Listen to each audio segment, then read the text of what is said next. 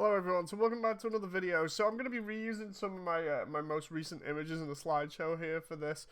But this one recently came to my attention when somebody turned around to me and said, apparently people think Re-Rise is edgy. And I just thought I'd address that one for people and see what you think. Because I don't think it's edgy. And I know it comes from a little bit of a biased standpoint. But let me at least explain where I'm coming from with this. So, in terms of edgy, I'd say it was, if you wanted edgy, it'd be a very, very mature story with lots of gore and a lot of violence, and that's not exactly what Re-Rise is. I'd equate edgy a little bit with IBO, and even though I love IBO for what it is, you know, it kind of has that edge to it. At least that's my understanding of it. Re-Rise, on the other hand, is a more mature story, and I don't think people are taking to it the way that you would expect, or they're calling it edgy because we've come off the back of Build Divers. Now, Build Divers, it wasn't edgy, there was nothing to it, mainly. It was just a cookie-cutter story about a kid being able to go from A to B without hardly any struggles.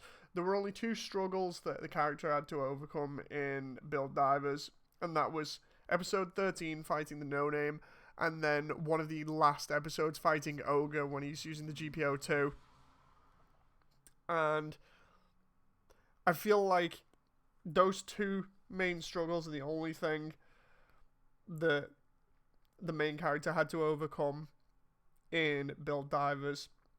And as a result, we got a lot more sort of fun atmosphere. We got a lot more diving into what GBN is and all the events and how people react and how they communicate with each other. Just general life inside of GBN. And I liked that, but I didn't like it as much as Re-Rise now, and that's primarily because Re-Rise tells the second half of the story from a different perspective. It's a much more mature story where you're dealing with a completely different side. If you imagine the Build Divers, the main character is doing almost nothing but winning the entire time, then that is a group of winners that are constantly progressing and having nothing really in their way. Whereas Re-Rise is a bunch of losers that have lost a lot of stuff at the beginning of the show anyway.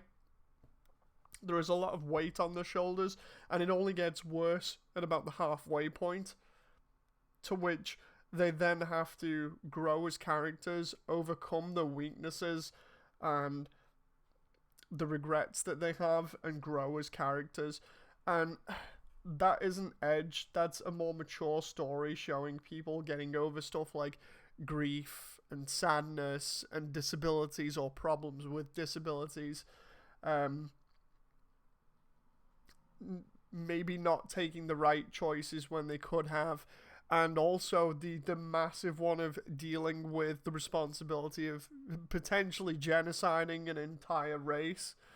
That's not edgy, that is, in simple terms, just a mature story that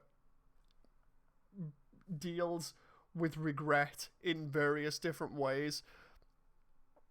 It's definitely a loser story compared to Build Divers, just on its own, but when you compare them together, or rather when you've got the entire story up until the episode now, which is 22 that we've just watched, I do think it makes the entire show a lot better together if you watch both of them and have all of that context together. Sure, the first half is still not amazing, but knowing how people interact in GBN and seeing the sort of downtime where everybody's having fun and getting to know more about the system was cool. And I feel like that was the payoff then for this series, where we've seen how everything works normally.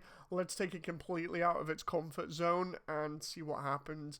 It's kind of like what they did, and I'm going to make a comparison that some people may be able to draw with Final Fantasy 13 and the way it was segmented. You had 13.1 and 13.2.